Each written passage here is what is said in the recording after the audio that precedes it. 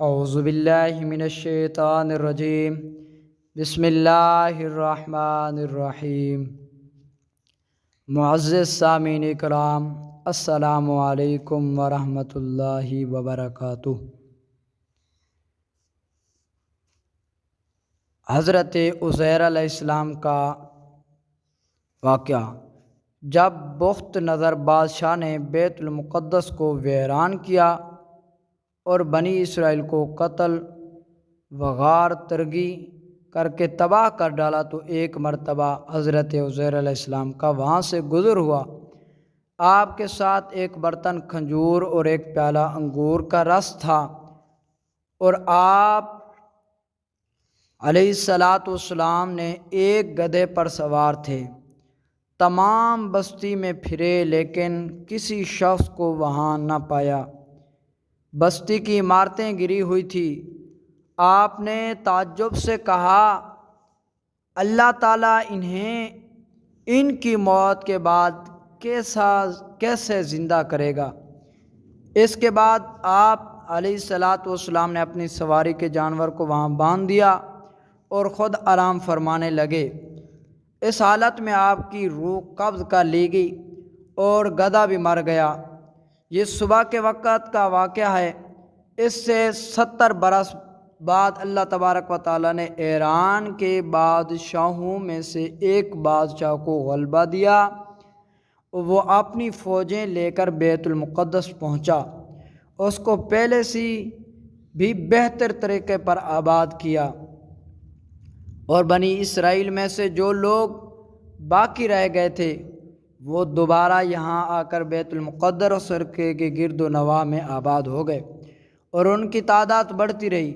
اس پورے عرصے میں اللہ تبارک و تعالی نے حضرت عزیر علیہ السلام کو دنیا کی آنکھوں سے پوشیدہ رکھا اور کوئی آپ کو نہ دیکھ سکا۔ جب آپ کی وفات کو 100 سال گزر گئے تو اللہ تبارک و تعالی نے آپ کو زندہ کیا۔ پہلے آنکھوں میں جان آئی، ابھی تک تمام جسم میں جان نہ آئی تھی، بقیہ جسم آپ کے دیکھتے دیکھتے زندہ کیا گیا۔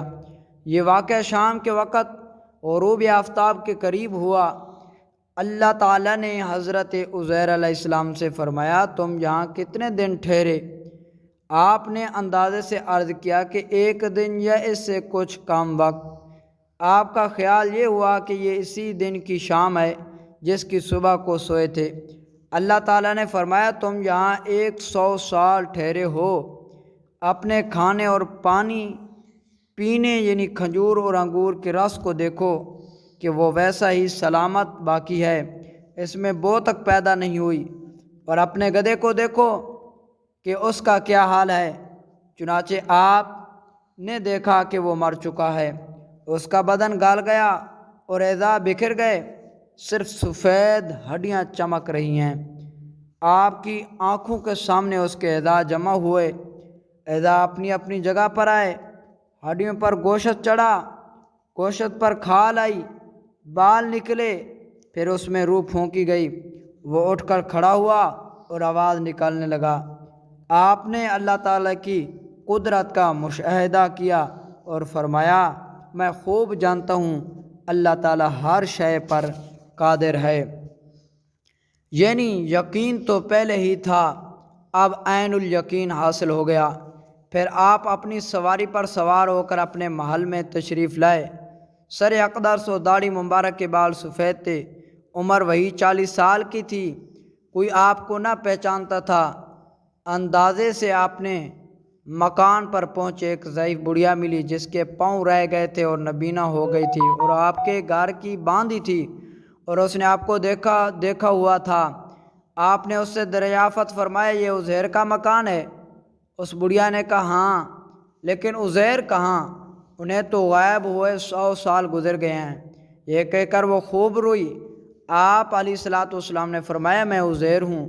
اس نے کہا کہ سبحان اللہ، یہ کیسے ہو سکتا ہے؟ آپ نے فرمایا، اللہ تعالیٰ نے مجھے 100 سال موت کی حالت میں رکھ کر پھر زندہ کیا ہے۔ اس نے کہا کہ حضرت عزیر علیہ السلام جو دعا کرتے تھے قبول ہوتی۔ آپ دعا کیجئے کہ میری آنکھیں دوبارہ دیکھنا شروع کر دے تاکہ میں اپنی آنکھوں سے آپ کو دیکھوں۔ آپ نے دعا فرمائی اور وہ بڑھیا کی بینائی واپس آ گئی۔ آپ نے اس کا ہاتھ پکڑ کر فرمایا خدا کے حکم سے اٹھ۔ یہ فرماتی ہے اس کے معذور پاؤں درست ہو گئے۔ اس نے آپ کو دیکھ کر پہچانا اور کہا میں گواہی دیتی ہوں کہ آپ بھی شک حضرت عزیر علیہ السلام ہیں، اور آپ کو بنی اسرائیل کے محل میں لے گئی۔ وہاں ایک مجلس میں آپ کو فرزند تھے جن کی عمر 118 سال کی ہو چکی تھی، اور آپ کے پوتے پوتی جو بڑے ہو چکے تھے، بوڑھے ہو چکے تھے۔ بڑھیا نے مجلس میں پکارا کہ حضرت عزیر علیہ السلام تشریف لائے ہیں۔ اہل مجلس نے اس عورت کو جھٹلایا۔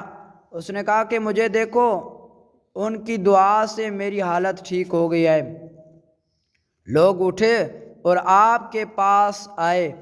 آپ کے فرزند نے کہا کہ میرے والد صاحب کے کاندھوں کے درمیان سیاہ بالوں کا ایک ہلال یعنی چاند تھا۔ جسم مبارک کھول کر دیکھا گیا تو وہ موجود تھا۔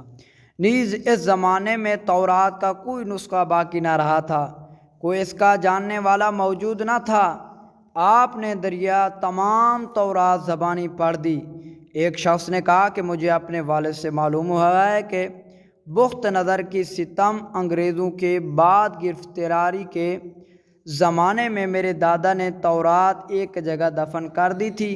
اس کا پتہ مجھے معلوم ہے، اس پتے پر جستجو کریں تو تورات کا وہ دفن شدہ نسخہ نکالا گیا، اور حضرت عزیر علیہ السلام نے اپنی یاد سے جو تورات لکھائی تھی اس سے مقابلہ کی گیا تو ایک حرف کا فرق نہ تھا۔ اللہ تبارک و تعالیٰ سے دعا ہے کہ اللہ تعالیٰ ہمیں گناہوں سے بچنے کی توفیق عطا فرمائے، اور اللہ تبارک و تعالیٰ تمام امت محمدیہ کو 5 وقت نماز باجماعت ادا کرنے کی توفیق عطا فرمائے۔ آمین ثم آمین۔